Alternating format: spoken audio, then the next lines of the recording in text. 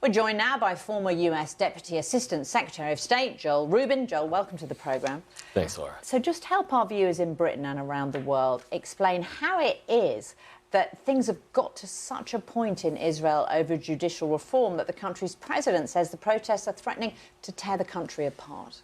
What we're seeing right now in Israeli politics is a clash of a government that is hell-bent on pushing forward reforms, and reforms that are only supported by a narrow minority of the population. And what the result is that the public, and in these protests, is coming out and saying, if you can enact these reforms, you are going to undermine our civil rights, our human rights, you're going to put us at risk in military service, and you're essentially going to be authoring a soft coup and creating a dynamic where the judicial sector will no longer matter, where one political party, if it just gets 61 votes out of 120, can rule and dominate and overturn any rule of law, any semblance of rule of law in Israel. And that's just too far for the Israeli public. And what does the US do about this? Usually a staunch supporter of Israel. You have the US Defense Secretary Lloyd Austin. He's in Israel and the West Bank for talks.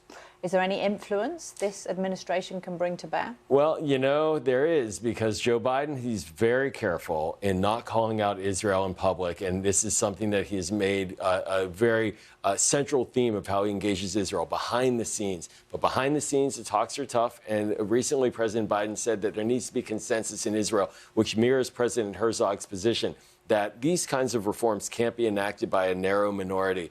And the more that Joe Biden speaks out, the more power that the protesters get, the more concerned the Israeli establishment gets, because outside of the United States, there really is no dependable ally for Israel. And they need to look at Joe Biden, who is a very strong, staunch supporter of Israel, as someone who, if he's saying you need to pause, they need to take that seriously. And that's also being reflected, isn't it, by American Jews. Yeah. The staunch support for the state of Israel, no matter what, is really being questioned, isn't it, because of these plans to get rid of judicial independence, effectively. Yes, I mean, I'm Jewish, and just this past weekend, we had Purim, and always at synagogue, there's a prayer for the state of Israel in that service and in all services. And that's now being debated at synagogues. American Jews are very concerned about what kind of state of Israel are we talking about. We want it to be a democracy. We want it to reflect our values. We know that it does.